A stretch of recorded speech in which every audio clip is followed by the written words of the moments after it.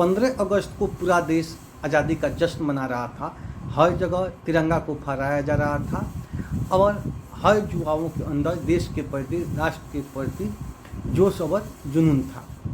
इसी बीच बड़ेगुंडा की एक छात्र नौजवान ने माओवादी के स्मारक पर तिरंगा झंडा लहरा दिया और उसको चुकाना पड़ा, उसकी कीमत अपनी जान। तो आप देख रहे हैं ग्राम स्वराज 24 न्यूज़, मैं हूं संजय यादव। वहीं 15 अगस्त को दिल्ली के लाल किला पे देश के प्रधानमंत्री नरेंद्र मोदी ने झंडा फहराए और बहुत तरह घोषणा किए। अब घोषणा कितना सच्चा है और कितना झूठा है ये विश्लेषण करने वाले विश्लेषण कर ही रहे हैं। लेकिन 15 अगस्त को पूरा देश आज़ादी का जश्न मना रहा था, पूरा देश में तिरंगा झंडा को फहराया जा रहा था। इसी बीच जो मनीष कुरेडी है वो अपने गांव में बेनीगुंडा में उन्होंने माओवादियों की जो स्मारक है, जो शहीद स्मारक है, उस पर तिरंगा झंडा फहरा दिया और ग्रामीणों को बुलाकर राष्ट्रगान भी उन्होंने किया और जोश और जुनून से तिरंगा झंडा फहराया। और 16 तारीख को माओवादियों ने जन अदालत लगाकर उसकी हत्या कर दी। तो आप देख रहे हैं ग्राम स्वराज 24 न्यूज़। आखिर माओवादी ऐसा क्यों किए? माओवादी का एक आरोप है कि मनीष कुरेडी जो था वह पुलिस के लिए मुखबिरी करता था और उन्होंने शहीदों के स्मारक पर तिरंगा झंडा फहराया है।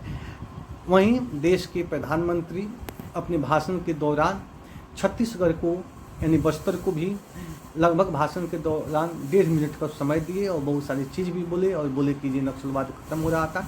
ऐसे देश के गृह मंत्री अमित शाह 31 मार्च 2026 तक माओवादी को ख़त्म होने की डेडलाइन भी खींच दिए हैं। इसी बीच आप देख रहे हैं कि किस तरह जो मुठभेड़ चल रहा है और माओवादी का महासचिव भी मारे गए। जैसे कहा जा रहा था कि माओवादी अब ख़त्म हो गए हैं, लेकिन कभी ना कभी माओवादी ख़त्म नहीं हुए हैं, वो पीछे हटे हैं, लेकिन कभी कभी वो नज़र आ ही जाते हैं। जो जैसे 16 तारीख को जन अदालत लगाकर मनीष कुरेडी को उन्होंने तिरंगा झंडा फहराने के आरोप और पुलिस के मुखबिरी करने के आरोप में उन्होंने उसे मौत के घाट उतार दिया।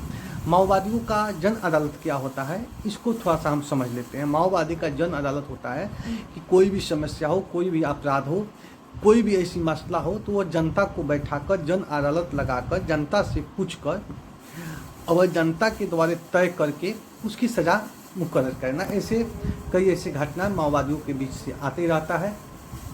तो और एक तरफ जो पुलिस के लिए पुलिस जो पैसा देकर कुछ लोगों को मुखबिरी के लिए खड़ा करती है और वो लोग मुखबिरी करते हैं, लेकिन उनकी सुरक्षा नहीं हो पाती है।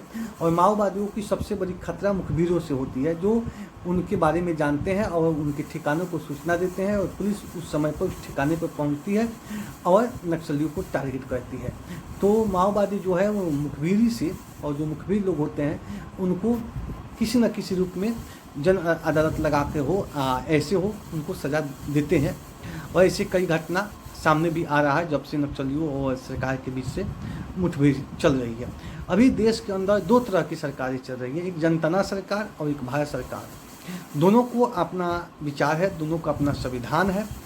और भारत सरकार 31 मार्च 2026 तक देश से माओवादी ख़त्म होने की लाइन खींच दी है। लेकिन इसी बीच जनता जो सरकार है, जो माओवादी की सरकार है, जो विचार है, वो भी अपने विचार, अपने संविधान, अपने सरकार को बचाने के लिए शहादत भी दे रहे हैं और सरकार से अंतिम सांस तक लड़ भी रहे हैं और सिलेंडर भी कर रहे हैं। तो इस तरह की आप घटनाएं को देख रहे हैं।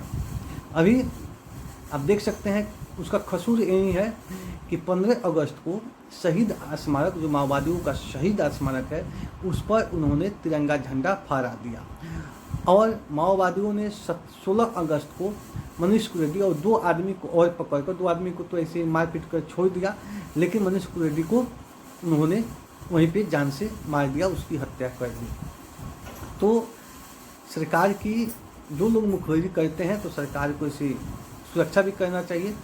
और इसकी घटना पुलिस को भी पहुंची, पुलिस को भी मिला, तो पुलिस का यही बात था कि यही बयान था कि परिजनों की ओर से कोई हम लोग को खबर नहीं मिली।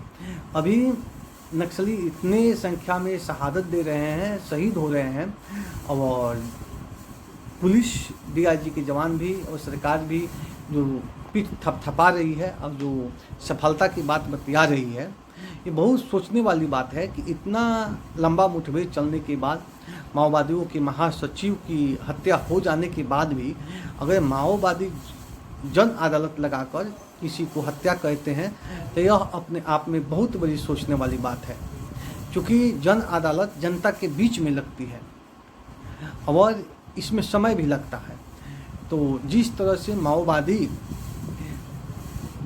तिरंगा झंडा जो छात्र फहराया था, उसको उसी के गांव में जन अदालत लगाकर उसको जो हत्या कर दिए हैं और प्रशासन वहां नहीं पहुंचती है, उनको भनक भी नहीं लगती है, तो एक तरफ से कहा जाए कि माओवादी भी कहीं ना कहीं मजबूत नज़र आ रहे हैं।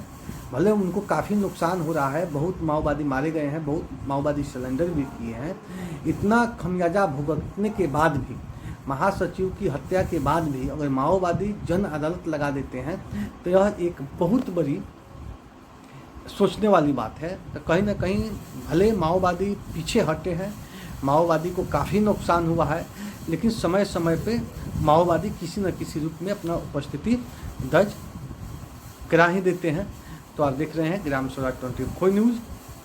वीडियो हम आपको सोचे कि बना देना चाहिए, क्योंकि बहुत ऐसे लोग हैं जो आज देश में, जब से देश के बड़ा नेता अमित शाह गृह मंत्री जब से वो बोले हैं कि 31 मार्च 2026 तक माओवाद खत्म हो जाएगा, और बस्तर के लिए जिस तरह दिल्ली के लाल किला पर झंडा फहराते समय देश के प्रधानमंत्री ने लगभग 1.5 मिनट से प्लस जिस तरह बस्तर के लिए समय दिया, उसमें माओवादी के भी जिक्र किए, तो देश के लोग भी ये जानना चाहते हैं आखिर माओवाद नक्सलवाद है क्या, और ये लोग क्यों संघर्ष करते हैं, और जनता सरकार क्या है, भारत सरकार क्या है, इनके विचार जो है उस विचार में क्या डिफरेंस है, इस चीज़ को जानने का भी प्रयास करते हैं।